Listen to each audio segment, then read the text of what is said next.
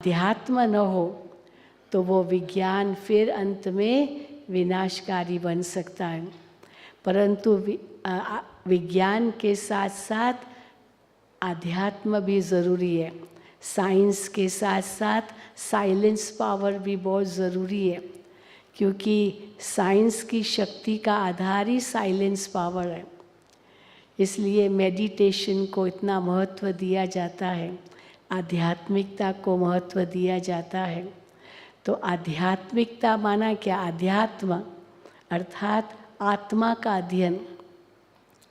शरीर तो विनाशी है, लेकिन मैं एक अजर अमर अविनाशी आत्मा हूँ, वो पहचानना, इस देह से न्यारा समझना, इस देह के अंदर मैं एक चेतन शक्ति विराजमान हूँ, ये निश्चय करना, और इस कर्म क्षेत्र पर मैं पाठ बजा रही हूँ। मेरा असली स्वभाव शांति है, प्रेम है, खुशी है, और इसलिए हम इस संसार में आए ताकि हम ये बांट सके सबको। तो देना है, ये खजाने बांटने हैं। हम देने के लिए आए हैं, लेने के लिए नहीं, क्योंकि आत्मा इन खजानों से भरपूर है, जो हम मन द्वारा, वचन द्वारा, कर्म द्वारा व्यक्त करते हैं। आज आत्माएं इनसे क्यों वंचित है? क्योंकि अपने सच्चे स्वरूप को नहीं जानती है। मैं कौन हूँ, मैं कहाँ से आया हूँ, मैं क्यों आया इस जगत में, आखिर जीवन का लक्ष्य क्या है, और कैसे उस लक्ष्य को हमें प्राप्त करना है, उसके लिए करना क्या है। तो एक है अंदर का जगत, दूसरा है बाहर का जगत, और तीसरा है इनसे भी पार। हाँ, जिसको परमात्मा के लिए कहा पार निर्वाण कहा, हाँ, परम धाम कहा। तो ये तीन लोकों में जो सबसे ऊंचा लोक है, हाँ, लोक, अलोक और परलोक, उस परलोक तक पहुंचना, ये हमें मेडिटेशन सिखाता है। और जब हम उस लोक का अनुभव करने लगते हैं तो महसूस होता है कि हम यहाँ पर होते हुए भी एक न्यारा प्यारा जीवन जी सकते हैं। आज क्यों मनुष्य इतना तनाव में है? क्योंकि लगाव है, अटैचमेंट्स है, मेरापन है, मेरा मेरा मेरा, मैं मेरा, उस मैं मेरे में फंसे हुए हैं। तो जहाँ मैं मेरापन है वहाँ तो दुखी होगा, क्योंकि जितनी बार सुबह से लेकर रात्रि तक मैं कहते रहते हैं, वो देह अभिमान के वश में कहते हैं, तो हमारा हर कर्म पाप के खाते में जाता है। तो क्योंकि अभिमान तो दुखदाई है ना, इसीलिए कितना सुंदर कहा है, दया धर्म का मूल है, पाप मूल अभिमान। पाप का मूल है अभिमान, और जहाँ पाप है वहाँ परमात्मा नहीं है। या तो परमात्मा होगा या तो पाप होगा। हम लोग कहते हैं या तो पाप है या तो बाप है, परमात्मा पिता है। तो हम उस परलौकिक पिता को पहचाने, उस परलोक को पहुँचना है, तो उस घर को याद करें, क्योंकि वहीं जाना है। तो आध्यात्मिक ज्ञान क्या कहता है? खुद को पहचानो, परमात्मा को पहचानो, और फिर समय को पहचानो। अभी कौन सा समय चल रहा है? घोर कलयुग चल रहा है। चारों ओर पापाचार, भ्रष्टाचार, दुराचार, अत्याचार, अनाचार, सब प्रकार का बुरा आचरण चारों ओर देखने को मिल रहा है। लेकिन सदाचार ये कहीं कहीं मुश्किल से मिलता है। आज भी हम सुबह बाबा के माँ वाक्य सुन रहे थे, तो बाबा ने कहा कि हर एक के जीवन में कितने प्रकार के पर है। पर, हाँ, पंख होते ना, तो उसको पर कहते हैं। तो कौन से पर है?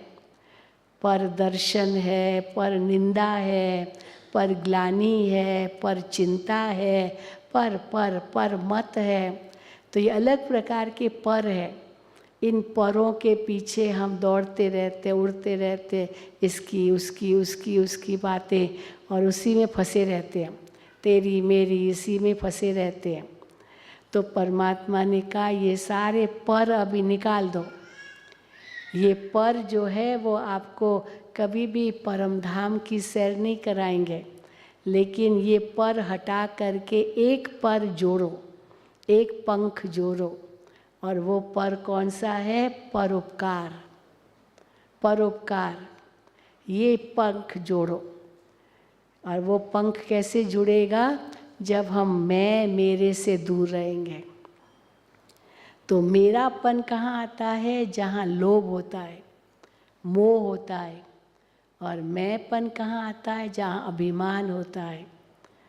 तो ये सारे ही विकार एक दो के साथी हैं।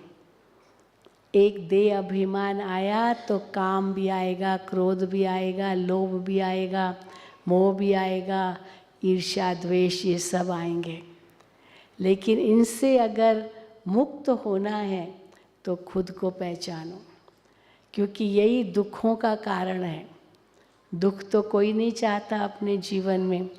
किसी से भी पूछो आपको क्या चाहिए जीवन में?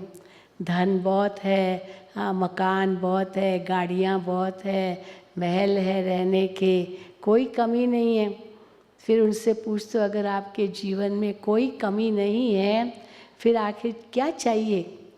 तो कहेंगे बस हमको सुख शांति चाहिए, बस और कुछ नहीं। और कुछ नहीं चाहिए, बस शांति चाहिए, सुख चाहिए, खुशी चाहिए।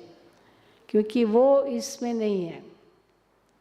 चाहे कोई कितना भी कहे कि संपत्ति में सुख है, लेकिन अगर संपत्ति में लोभ पड़ गया तो वो संपत्ति भी कहाँ सुख देगी।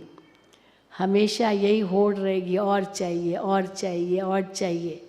तो जहाँ और चाहिए तो चाहे कितना भी धनवान व्यक्ति हो, परंतु अगर वो लोभी है तो लोभी नर तो कंगाल है।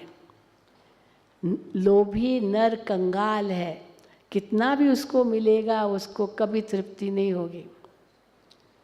नहीं तो पेट को क्या चाहिए? 2 रोटी और क्या चाहिए? हाँ, 1 पाव सब्जी, रोटी, दाल, बस और क्या चाहिए? चलो 3 टाइम भोजन करे, कुछ भी करे, लेकिन कितना चाहिए? तो परंतु आज मनुष्य पेट के लिए नहीं कमाता है, पर पेटियों के लिए कमाता है। हाँ, पेटियों के लिए। पेटियाँ तो जितनी भर लो आप मालिक हो।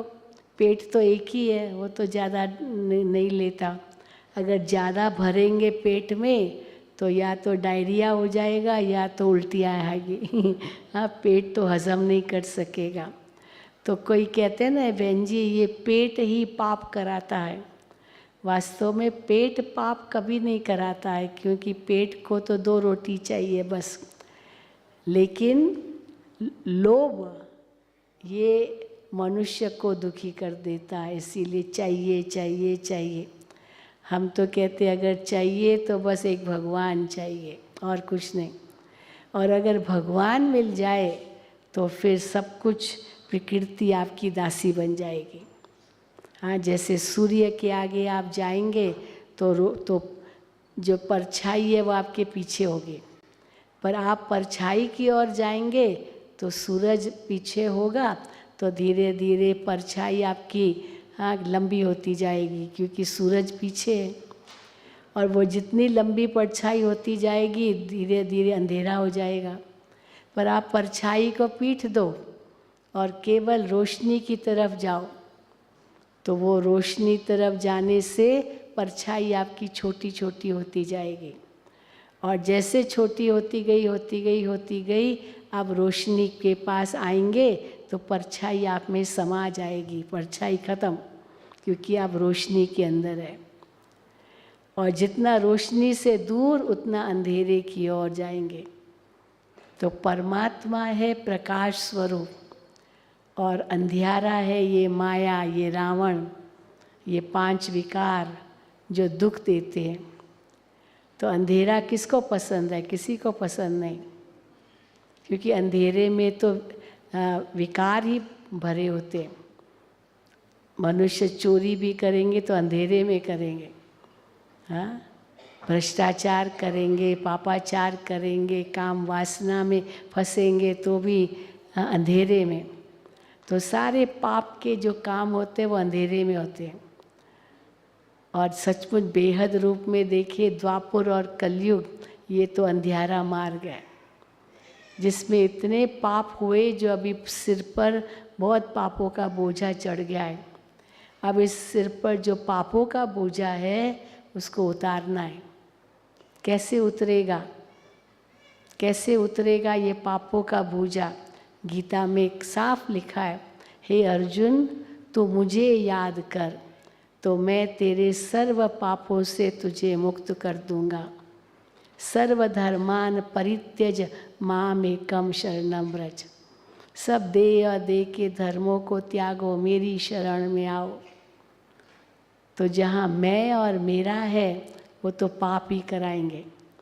और इस समय सबके सिर पर पाप का घड़ा भर चुका है। लेकिन ये पाप का घड़ा जितना भरता जाएगा उतना सजाएं हम अपनी कंफर्म करते जा रहे हैं, क्योंकि जैसा कर्म करेंगे वैसा फल तो मिलेगा ही। इसीलिए ये ज्ञान भगवान हमें देते हैं। तो समय का ज्ञान है, फिर कर्म का ज्ञान है। अच्छा क्या है, बुरा क्या है, पाप क्या है, पुण्य क्या है, हाँ, ये ज़रूरी है समझना। क्योंकि अगर पाप कर्म करते जाएंगे वो सिर पर जो पाप का बोझा चढ़ेगा उसको चुकतू करना है। ईश्वर के घर जाएंगे तो वहाँ ये पाप का घड़ा लेकर नहीं जा सकेंगे। वो पाप का घड़ा यहीं ख़त्म करना है और भविष्य के लिए बहुत कमाई करनी है। ये पाप का घड़ा माना हमारे ऊपर कर्जा। जैसे किसी के सिर पर बहुत कर्जा हो तो उसको नींद कहाँ आएगी?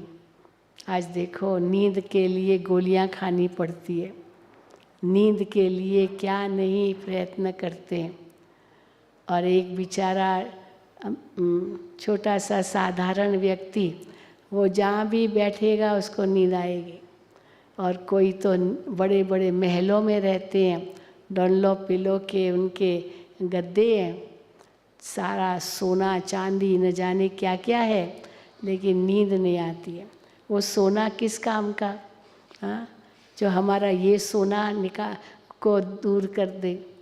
कौन सा सोना प्रिय है, वो नींद का सोना या वो सोना जो कहते हैं कि सोना क्या पहना, हाँ, वो सोना किस काम का जो कान काटे। इतना मोटा मोटा पहनते ना तो कान ही कट जाता है। वो हीरा किस काम का जो उंगली काटे। हाँ, कहीं अपना हीरा दिखाते अपनी उंगली का तो एक दिन उसकी उंगली कोई काट लेता है। हाँ, वो चेन किस काम का जो हाँ बंधन में डाल दे या वही ले ले, बार बार उसको ध्यान रखना पड़ता है। मुझे याद है मुंबई में हम जब ट्रेन से ट्रैवल करते थे तो देखते थे एक बहन चिल्लाएगी, हाय मेरा मंगलसूत्र कोई ले गया, मंगलसूत्र कोई ले गया, मेरा मंगलसूत्र किसी ने छीन लिया। इतना चिल्लाए, इतना रोने लगे। तो दूसरी माता अपना देखती है, मेरा तो ठीक है ना, हाँ मेरा तो मंगलसूत्र ठीक है ना, मेरे को तो कुछ नहीं हुआ।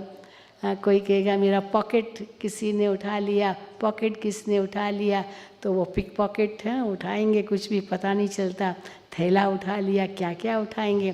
तो दूसरे देखेंगे मेरा तो ठीक है ना, बाकी दूसरे का गया तो क्या फ़र्क पड़ता, मुझे तो कोई फ़र्क नहीं पड़ता। हाँ, बहुत हम ये देखते हैं, ये तेरे मेरे में इतना फंसे रहते हैं। लेकिन भगवान हमें क्या कहते हैं, न कुछ तेरा न कुछ मेरा, ये सब परमात्मा का है, ईश्वर का है। आरती में तो यही कहते हैं ना, ये तन मन धन सब है तेरा, तेरा तुझको अर्पण क्या लागे मेरा। तो जब तेरा ही है और तेरा ही तुझको अर्पण है, मेरा कुछ नहीं, तो मेरा मेरा फिर कहाँ से आया। लेकिन मनुष्य अज्ञानवश समझता ये मेरा है। हाँ, कई कहते मैं कभी झूठ नहीं बोलता हूँ, लेकिन सारा दिन मैं करते रहते, ये कितना बड़ा झूठ है।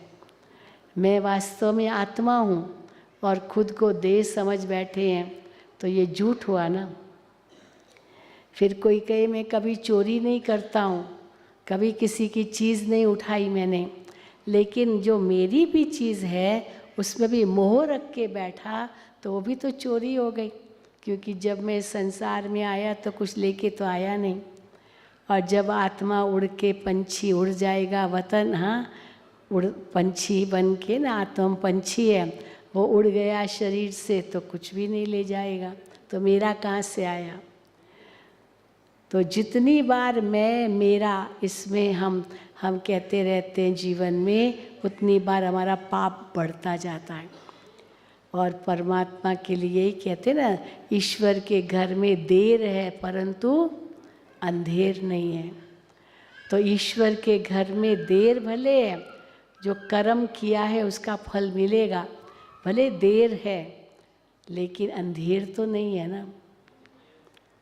इसीलिए देर भई दुरस्त, उतना अंधेर जितना हम अपने जीवन को श्रेष्ठ बनाते जाते हैं, हमारे सिर से पापों का बोझा हटता जाता है और हम एक दिन एक सुखमय संसार इस समाज में देखेंगे। इसीलिए शिव बाबा ने ये नारा दिया है। क्या नारा दिया है? स्व परिवर्तन से विश्व परिवर्तन। अब दुनिया को बदलना है, समय ज़्यादा नहीं है। हाँ, देख रहे हैं कैसे तैयारियां हो रही है विनाश की। अभी क्लाइमेट चेंज कितना हो रहा है, बात मत पूछो। मैं 8 दिन पहले यूरोप के टूर से आई हूँ। यूरोप के टूर से 8 दिन पहले ही लौटी हूँ मैं। तो वहाँ पर इतनी गर्मी कि सारे गर्मी के रिकॉर्ड तोड़ गए। जर्मनी में भी गर्मी, जहाँ कभी नहीं पड़ती गर्मी, कोई पंखे ही नहीं रखते हैं। हाँ, खिड़कियाँ भी इतनी मोटी मोटी शीशे है ही नहीं, और ये हीटिंग है लेकिन एसी कुछ नहीं, पंखे नहीं। वहाँ भी लोग कहे सो हॉट। आप सोचो, ग्लेशियर्स पिघल रहे हैं और गर्मी अभी और बढ़ेगी, 50 डिग्रीज तक जाएगा ऐसे अनुमान है। तो आप सोचो क्या होगा। हाँ, सब पिघलता जाएगा। वहाँ बता रहे थे, हम दोहा में उतरे, हमारी फ़्लाइट तो वहाँ पर ट्रांजिट था, तो कहा कि इतनी गर्मी बाहर पड़ रही है जो गाड़ी के टायर्स मेल्ट हो रहे हैं, गाड़ी के टायर मेल्ट हो रहे हैं।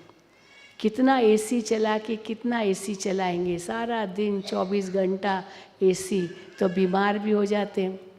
हर चीज़ एसी। और यहाँ देखो भारत में कितना सुनहरा मौसम है। भले गर्मी पड़ती होगी लेकिन इतनी तो नहीं जितनी वहाँ 50 डिग्रीज 54 डिग्रीज तक बोला जाएगा। क्या क्या होगा। तो इसलिए भी भगवान हमें कहते हैं अपने जीवन में परिवर्तन करो, इस मैं मेरा को छोड़ो।